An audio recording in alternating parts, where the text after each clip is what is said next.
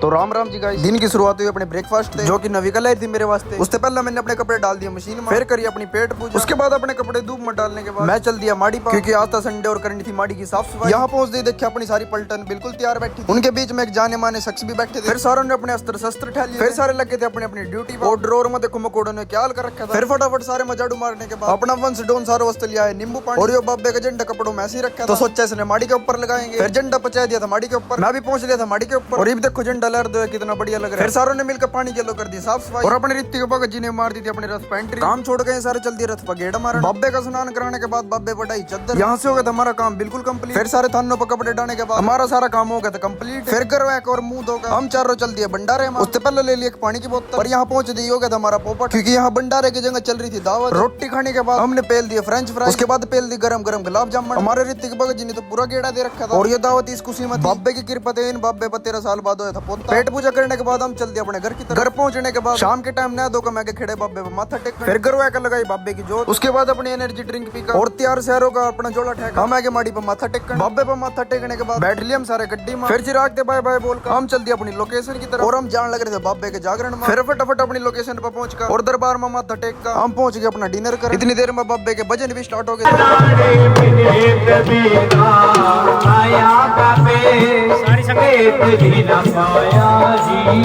फिर जागरण खत्म होने के बाद नाथों का किया मान सम्मान। लास्ट में बाकी हमारी चलने की बारी। फिर गड्डी ने फुल स्पीड में भगान दे हम पहुंच लिए सीधा माड़ी पर माथा टेक, और ये टाइम हो रहा था सबेर के 5, और ये करें इसी व्लॉग ने यहीं पर समाप्त।